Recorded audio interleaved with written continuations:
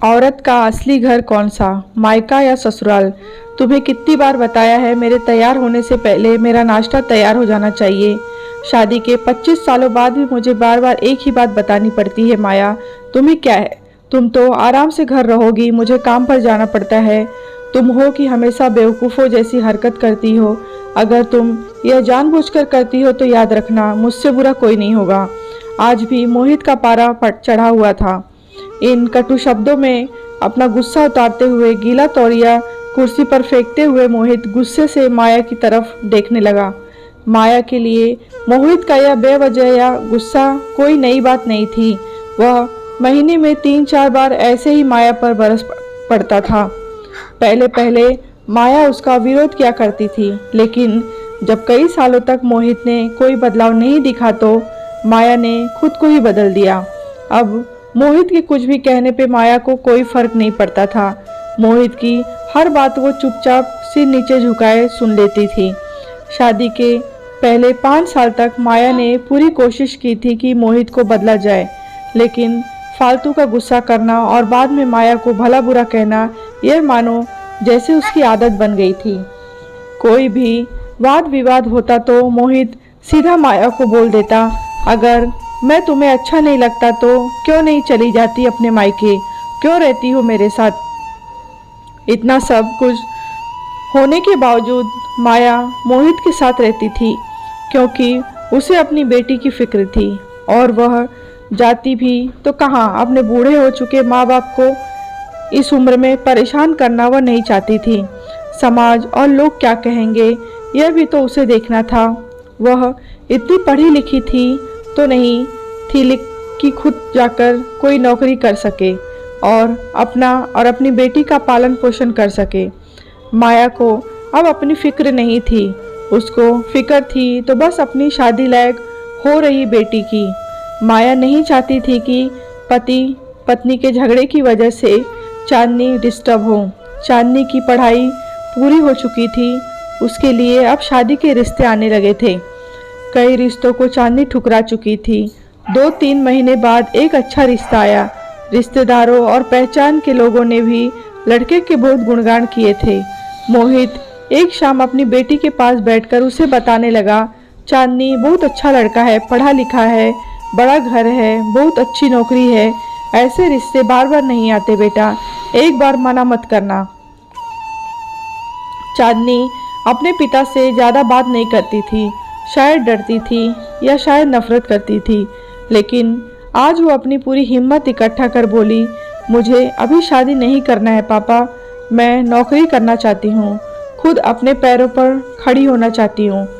हाँ तो उसमें क्या बड़ी बात है, मैंने लड़के से बात की है, वह तुम्हें किसी बात के लिए नहीं रोकेगा।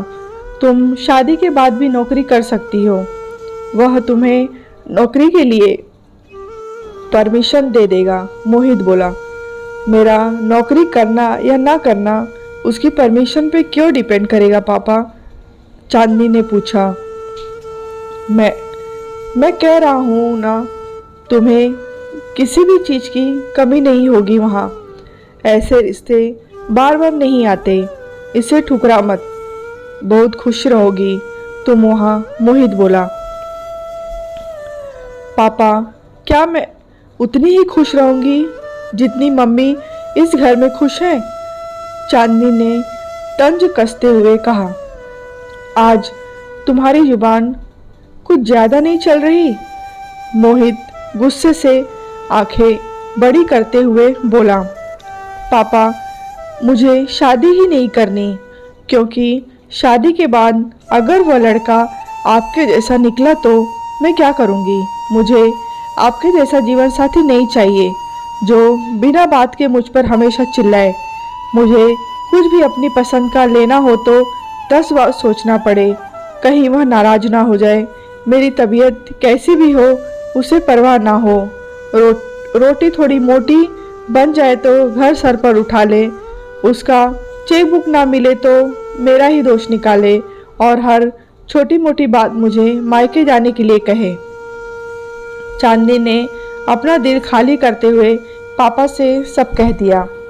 मोहित का गुस्सा 7वें आसमान पर था, लेकिन उसके मुंह से एक भी शब्द नहीं फूट रहा था। वो चांदनी की बातें सुन रहा था। चांदनी उतना ही बोलकर चुप नहीं हुई। आज पहली बार वो अपने पापा के सामने इतना कुछ बोल रही थी। पापा, आपने माँ के साथ हमेशा गलत व्यवहार किया है। आप अपने ऑफिस का गुस्सा भी बिना सोचे समझे माँ पर उतार देते हैं। कभी इस बात की परवाह भी नहीं करते कि उन्हें कैसा लगेगा। आपको बातें सुन सुन माँ के अपना स्वाभिमान खो दिया। मोहित आज पहली बार अपने किए बर्तावों को महसूस कर पा रहा था।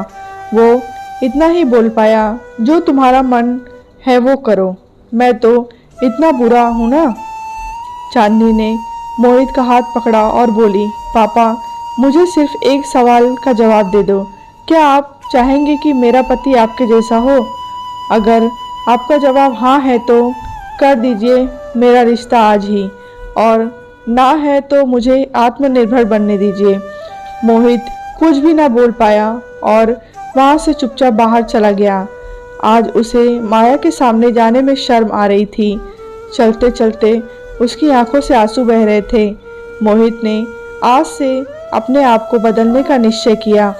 अगले दिन से माया ने अपने पति से काफ़ी बदलाव देखा। वह सोचने लगी कि जो हिम्मत चांदनी ने दिखाई है, वह हिम्मत अगर मैं पहले ही दिखा देती तो शायद आज परिस्थिति कुछ और होती।